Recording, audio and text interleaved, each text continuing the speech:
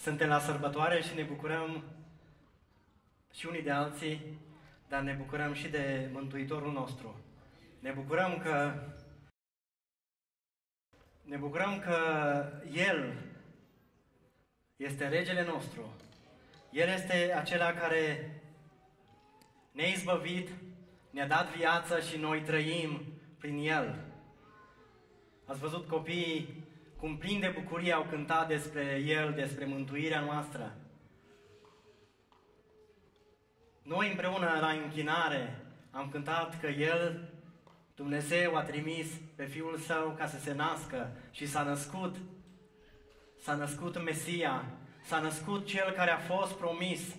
S-a născut ca noi să avem viață, ca noi să avem lumină și să trăim liberi.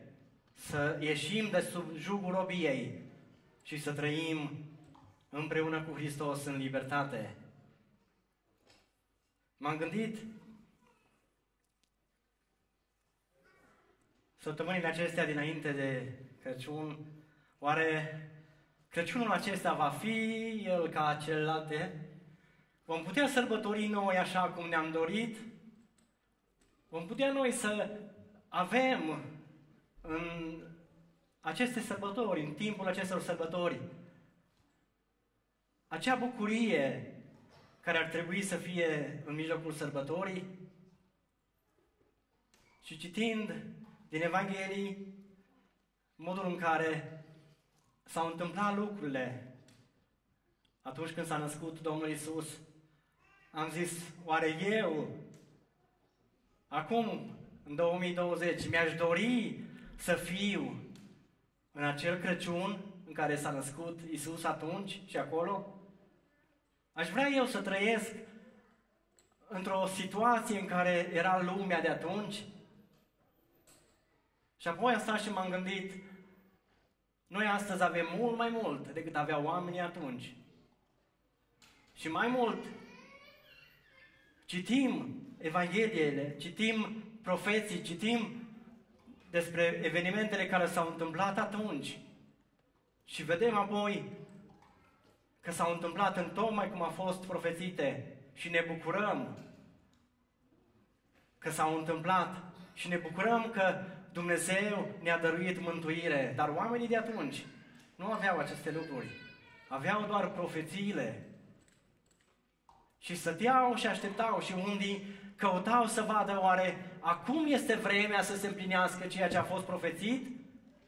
Oare acum este vremea să se nască Mesia? Oare acum Dumnezeu va face ceva pentru că noi suntem robi? Pentru că noi nu suntem liberi? Pentru că noi trăim o viață în care ne temem? Romanii sunt peste noi și trebuie să ascultăm de ei. Nu putem să facem lucrurile așa cum le vrem noi. Și așteptau oamenii să vadă dacă chiar în vremea aceea se vor întâmpla lucrurile profețite. Și Isaia, cu 700 de ani în urmă, a vorbit despre aceste evenimente care s-au întâmplat acolo, în ieslea Betleemului. Și haideți să ne uităm împreună în Isaia, capitolul 9, de la versetul 1. Și să vedem cum a văzut Isaia aceste momente. Totuși întunericul nu va împărți veșnic pe pământul în care acum este necaz. După cum în vremurile trecute a acoperit cu o cară țara lui Zabulon și țara lui Neftali, în vremurile viitoare va acoperi cu slavă ținutul de lângă mare, țara de dincolo de Iordan, Galileea neamurilor. Poporul care umbla în întuneric vede o mare lumină. Peste cei ce locuiau în țara umbrei morții răsare o lumină. Tu înmulțești poporul, îi dai mari bucurii și el se bucură înaintea ta, cum se bucură la seceriș, cum se veselește la împărțirea prăzii. Că jugul care apăsa asupra lui, toiagul care îi lovea spinarea, nuiaua celui ce îl asuprea, le-a sfărâmat ca în ziua lui Madian. Căci orice încălțimită purtată în învălmășala luptei și orice haină de război tăvălită în sânge vor fi aruncate în flăcări ca să fie arse în foc. Căci un copil ni s-a născut, un fiu ni s-a dat și domnia va fi pe umărul lui. Îl vor numi minunat, sfetnic, Dumnezeu tare, Părintele veșnicilor, Domn al păcii. El va face ca domnia lui să crească și o pace fără sfârșit va da scaunului de domnie a lui David și împărăției lui. O va întări și o va sprijini prin judecată și neprihănire, de acum și în veci de veci. Iată ce va face râvna Domnului. Așa a văzut Isaia cu 700 de ani. Și poporul care aștepta împlinirea acestei profeții, se uitau în profeții, se uita și citeau aceste lucruri și se întrebau, oare acum se va împlini? Oare acum este momentul? Și atunci când s-a întâmplat, atunci când s-a născut Domnul Iisus, a citit fratele Ghiță, unii au crezut și alții n-au crezut. Și dacă am citit toată istoria nașterii Domnului Iisus, această poveste frumoasă a Crăciunului, am putut să vedem că unii s-au bucurat și alții s-au întristat. Unii l-au văzut pe Iisus Mântuitorul promis și alții l-au văzut ca un dușman care poate să le strâce rânduielile lor, care poate să le conturbe liniștea de care ei s-ar fi putut bucura. Era o vreme de întuneric, o vreme îndelungată de întuneric, peste țara de nord a lui Israel. Și m-am întrebat, oare de ce atâta întuneric? De unde a venit atâta întuneric peste țara aceea? Peste partea de nord a lui Israel? Țara lui Zabulon și țara lui Neftali eram așezate în partea de nord a țării lui Israel. Atunci când Dumnezeu i-a scos pe evrei din țara Egiptului și i-a dus să locuiască în Canaan, le-a dat fiecărei seminții câte o parte în țara respectivă. Și țara de nord a fost pentru Zabulon și Neftali și o parte din seminția lui Dan. Toți aveau aceleași promisiuni, aceeași făgăduință. Dumnezeu a promis că va fi cu ei, că va fi în mijlocul lor, că acest popor, întreg poporul Israel, a fost ales să fie al lui Dumnezeu dintre toate popoarele de pe fața pământului.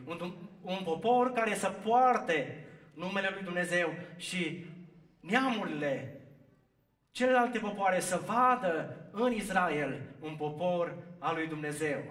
Și acum Isaia spune, totuși întunericul nu va împărăți veșnic pe pământul care acum este necaz.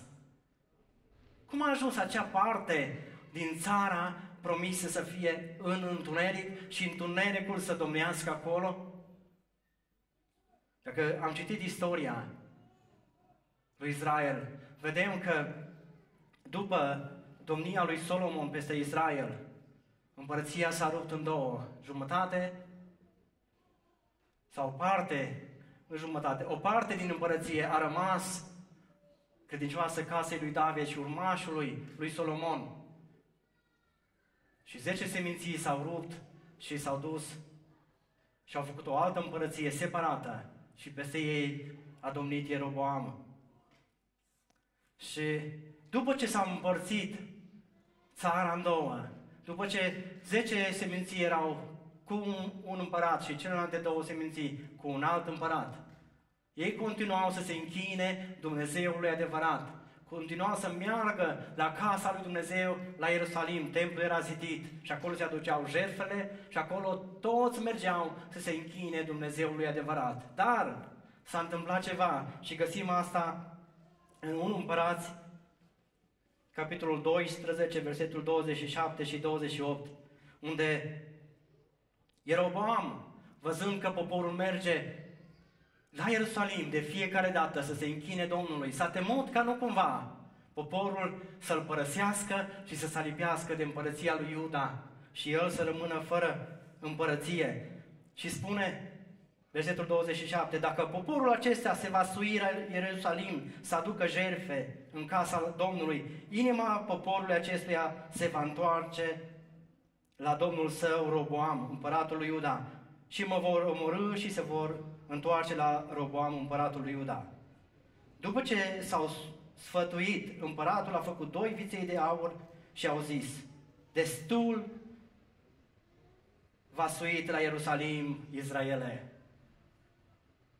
Primul pas înspre întuneric a fost părăsirea casei Domnului. Au renunțat să mai meargă, să se închine împreună cu fraților. Au renunțat să mai meargă și să aducă jertfe în același loc cu fraților, pentru că au spus ei: este mai bine să fim separați, pentru că oricum ne-am separat. Este mai bine ca noi să ne facem propriile noastre slujbe, să ne închinăm separat de ei, de ceilalți din Iuda. Și acesta a fost primul pas spre întuneric. Au părăsit casa Domnului și nu s-au mai dus să se închine împreună cu fraților. Apoi, partea a doua, versetului 28 spune: după ce le-a făcut cei 2 viței de aur, spune: iată Dumnezeul tău care te-a scos din țara Egiptului. Al doilea pas spre întuneric este înlocuirea Dumnezeului adevărat, Cel care a făcut cerurile și pământul, cu un alt Dumnezeu, care a fost pus cel puțin la egalitate cu Dumnezeul care i-a scos din țara Egiptului. Și spune: iată Dumnezeul tău care te-a scos din țara Egiptului. Sunt mulți oameni care spun: există într-adevăr Dumnezeul care a creat cerurile și pământul, dar de ce creștinii spun că este singurul Dumnezeu? Sunt și alți Dumnezei, la fel. Am auzit o discuție a unei persoane care spunea că nu crede în Dumnezeu și acea persoană spunea: voi creștinii spuneți că există Dumnezeu pe care nu l-a văzut nimeni. Noi spunem că există Moș Crăciun pe care nu l-a văzut nimeni. Și Dumnezeu face bine și Moș Crăciun face bine. Care este diferența? Oamenii care merg și care se îndreaptă înspre întuneric, care trăiesc în întuneric, nu văd că Dumnezeul care a făcut cerurile și pământul este singurul Dumnezeu care merită închinare și caută să se închine altor Dumnezei, caută să se închine idolilor, caută să se închine la tot felul de alte lucruri, pentru că omul a fost creat în așa fel încât el să se închine, să aducă închinare. Și dacă nu se închină Dumnezeului adevărat, își va găsi el un Dumnezeu căruia să-i se închine. Va găsi el pe cineva care spune: merită cinste, merită onoare. Dar oamenii care nu s-au închinat Dumnezeului adevărat, care l-au părăsit pe Dumnezeul adevărat, au ajuns să trăiască în întuneric și întunericul a împărățit peste zona aceea. De ce? Că oamenii l-au părăsit pe Dumnezeu. În 1 Împărați 14:9 spune: atunci când Dumnezeu îl trimite pe un profet să îi spună lui Ieroboam că n-a făcut bine, spune: tu ai făcut mai rău decât toți cei care au fost înaintea ta. Te-ai dus să faci alți Dumnezei și chipuri turnate ca să mă mâni și mai lepădat înapoi a ta. Ieroboam l-a pus pe Dumnezeul cel adevărat, Dumnezeul care i-a dat împărăția, Dumnezeul care i-a spus: eu te-am luat și ți-am dat aceste 10 seminții să domnești peste ele. Tu nu aveai niciun drept să fii împărat peste aceste împărății. Eu ți le-am dat, dar tu, în loc să mă cinstești, m-ai pus înapoi a ta. Și asta a adus întuneric peste el și întuneric peste poporul peste care el domnea. Apoi, următorul pas a fost respingerea legământului încheiat de Dumnezeu cu Israel. Găsim asta în 2 Împărați, capitolul 17, versetul 15. Atunci când împăratul Asiriei vine și cucerește Samaria, cucerește acest ținut de nord al lui Israel și pe evrei îi duce în captivitate, de unde nu s-a mai întors niciodată. Și acolo găsim o descriere a modului în care poporul Israel s-a comportat și motivele pentru care a fost lepădat de Dumnezeu. 2 Împărați 17:15 spune: n-au vrut să știe de legile lui, de legământul pe care îl făcuse cu părinții lor și de înștiințările pe care li le dăduse. S-au luat după lucruri de nimic și ei înșiși n-au fost decât nimic și după neamurile în mijlocul căruia trăiau, măcar că Domnul le poruncise să nu se ia după ele. Nu să privească la Dumnezeu, nu să privească la legile și poruncile primite de Dumnezeu, nu să se uite la legământul care Dumnezeu l-a încheiat cu ei. Legământ care aducea binecuvântare, legământ care aducea viață pentru ei, legământ care îi ținea în lumină. Ei au părăsit legământul lui Dumnezeu și s-au luat după neamurile care îi înconjurau și astfel întunericul a persistat și astfel întunericul a fost tot mai gros și ei n-au mai văzut nicio cale de ieșire din întuneric. Și apoi viața lor de zi cu zi, trăirea lor n-a mai fost o trăire după cuvântul lui Dumnezeu. Și în versetul 16 și 17 spune: au părăsit toate poruncile Domnului Dumnezeului lor și și-au făcut viței turnați, au făcut idol, de sălteii s-au închinat înaintea întregii oștiri a cerurilor și au slujit lui Baal. Și au ajuns până acolo, spune versetul 17, au trecut prin foc pe fii și fiicele lor și s-au dedat la ghicire, la vrăjitorii și s-au vândut ca să facă ce este rău înaintea Domnului mângâiindu-l. Aceasta a fost viața oamenilor care trebuiau să fie sub ocrotirea lui Dumnezeu, care trebuiau să se închine înaintea lui Dumnezeu, să-L cinstească pe Dumnezeu, a unui popor care Dumnezeu l-a ales dintre toate popoarele și un popor care să-i poarte numele lui Dumnezeu. Pentru că l-au părăsit pe Dumnezeu, au părăsit închinarea, au părăsit legămintele și s-au dedat după tot felul de urăciuni.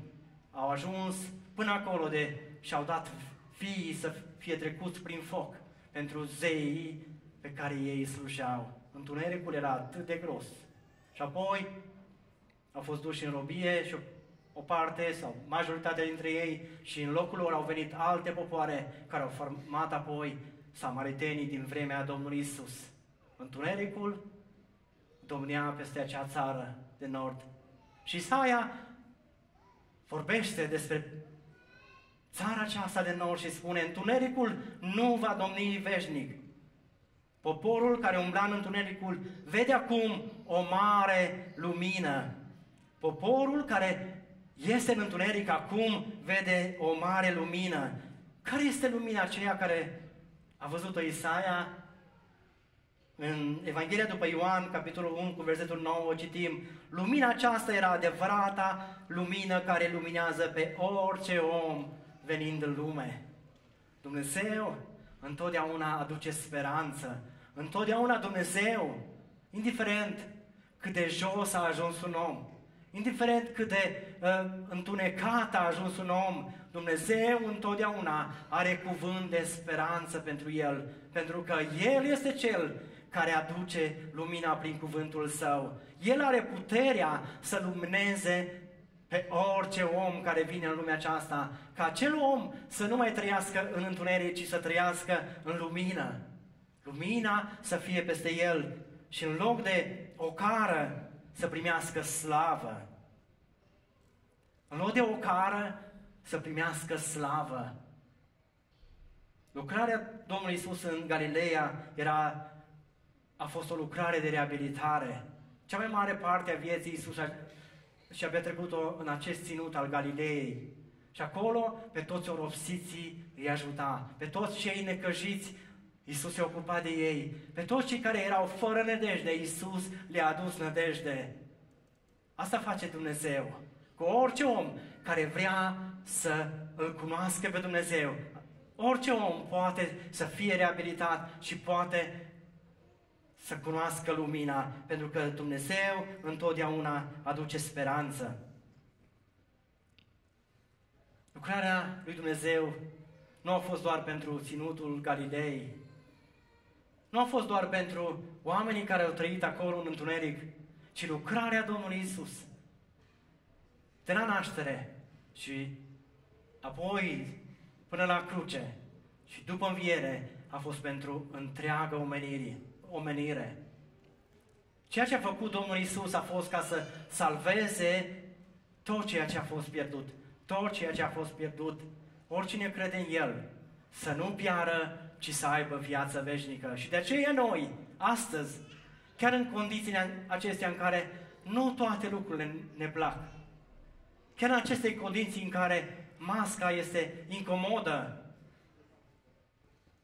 separarea este rea și nu ne convine, în aceste condiții putem să ne bucurăm pentru că Isus, mântuirea noastră, s-a arătat. Și noi nu mai trăim în întuneric, ci noi trăim liberi în Isus Hristos. Așa cum păstorii altădată, așa cum păstorii au primit vestea că Isus s-a născut, așa cum magii au primit vestea că s-a născut, fiecare în felul lor au primit-o. Dar ei n-au stat să spună, da, am primit o veste, am aflat că Isus s-a născut, am aflat că s-a născut un rege în Israel și acum noi ne continuăm viața ca și până acum, pentru că Isus s-a născut, noi am aflat, știm, dar e treaba lui Dumnezeu ce face cu acest Isus. Ce au făcut păstorii? Au lăsat urmele și s-au dus să vadă mântuirea așa cum le-a fost vestită. Și au găsit în tocmai cum le-a fost vestit. Ce au făcut magii? S-au pregătit și au plecat într-o călătorie foarte lungă, săptămâni la rând.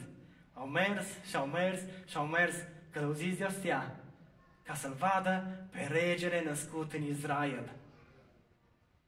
Mulți oameni aud vestea aceasta bună că Isus a născut.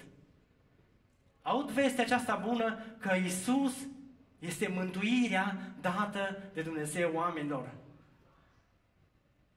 Dar ținuți de comoditate, nu fac nimic. Rămân să-și trăiască viața mai departe cum și-au trăit-o. Se bucură poate de o sărbătoare, se bucură de o zi, două în care sărbătoresc nașterea Domnului Isus. Dar dacă rămân doar acolo, nu le va folosi la nimic, pentru că nu vor vedea mântuirea lui Dumnezeu. Ce trebuie să facă fiecare om este să pornească în căutarea acestei mântuiri. Este să-și dorească să beneficieze de mântuirea care le-a fost dată în dar.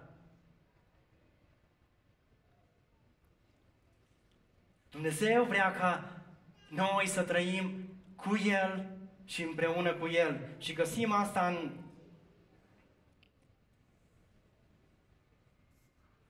versetul 7 care spune: El va face ca domnia Lui să crească și o pace fără sfârșit va da scaunului de domnie a lui David și împărăție Lui. O va întări și o va sprijini prin judecate și prihănire de acum și în veci de veci. Iată ce va face râvna Domnului. Deci nu e vorba doar despre o naștere a Mântuitorului și atât, ci este vorba despre o împărăție fără sfârșit. Noi suntem chemați să facem parte din această împărăție. O împărăție care va crește. O împărăție care a crescut și continuă să crească. Și o împărăție care dăinuiește în veci de veci.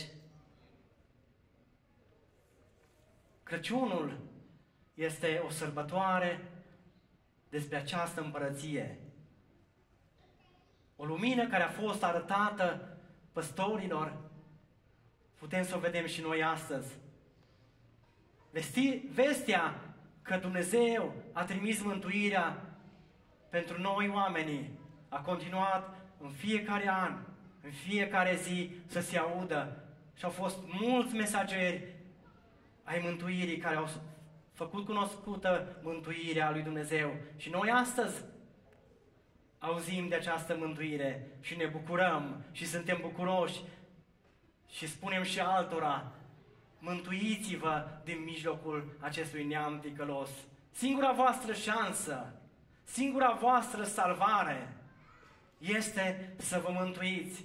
Toți cei care se mântuiesc se mută din împărăția întunericului în împărăția luminii, din împărăția celui rău în împărăția Domnului Iisus Hristos. Și noi, dacă iubim pe cei din jurul nostru, pe cei dragi ai noștri, nu încetăm să le spunem: mântuirea s-a arătat ca voi să fiți liberi. Și promisiunea Domnului Iisus, promisiunea lui Dumnezeu este că va fi cu noi. Isaia 7:14 spune: de aceea Domnul însuși vă va da un semn. Iată, fecioara va rămânea însărcinată, va naște un fiu și va pune numele Emanuel, adică Dumnezeu este cu noi. Ce înseamnă asta? Că promisiunea lui Dumnezeu este pentru totdeauna. Nu este doar pentru atunci. Dumnezeu nu și-a trimis Fiul Său doar atunci, doar la păstori, doar la magi, doar la poporul evreu, ci promisiunea lui Dumnezeu este și pentru noi astăzi. Dumnezeu este cu noi și noi trebuie să vedem această promisiune a lui Dumnezeu realizată în viețile noastre. Trebuie să vedem această promisiune a lui Dumnezeu în familiile noastre, în localitatea de unde suntem, în jurul nostru, la serviciu, oriunde. Să trăim ca niște oameni care suntem cu Dumnezeu, căci El a promis că este cu noi și noi ne bucurăm de această promisiune a Lui. Promisiunea este valabilă. Promisiunea este valabilă. De ce sunt atâția oameni în întuneric?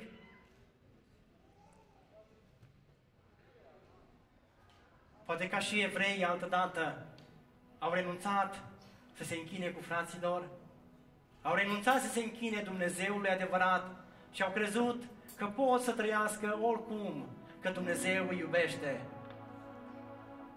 Și au făcut idoli din orice lucru și au găsit alte lucruri mai de preț decât Dumnezeul care a făcut cerurile și pământul. Deși promisiunea lui Dumnezeu, legământul făcut de Dumnezeu în Iisus Hristos este ca noi să trăim în lumină. Este ca noi, crezând în Domnul Iisus Hristos, să nu mai murim, ci să avem viață. Și spunea Domnul Iisus Hristos că toți cei ce vor crede în mine vor avea viața și eu îi voi învia în ziua de apoi. M-am gândit la acest verset. Nu spune că nu vor trece din lumea aceasta, ci eu îi voi învia în ziua de apoi ca să aibă viață veșnică. Indiferent care sunt greutățile prin care trece, indiferent care sunt problemele cu care ne confruntăm, indiferent cât de grea este situația particulară a noastră sau a țării în care suntem, speranța noastră este că promisiunea Lui rămâne în picioare. Și care este aceasta? Este ca noi toți să avem viață veșnică și El ne va învia în ziua de apoi pentru ca să avem această viață veșnică. Haideți împreună să cântăm această cântare în care spunem că Dumnezeu este cu noi și finalizăm cu acest vers: Dumnezeu este cu noi. Și dacă nu este suficient de câte ori spui în seara aceasta Dumnezeu este cu noi, continuă să spui Dumnezeu este cu mine. Chiar dacă eu nu văd acum, eu spun Dumnezeu este cu mine. Dumnezeu este acela care știe ce este cel mai bine pentru mine. De ce? Pentru că El a trimis mântuirea pentru mine și eu nu fac altceva decât îi dau slavă, îl glorific pe El și îl înalț numele, căci El merită. Dați-i un aplauz Domnului și împreună să cântăm această cântare. Amin.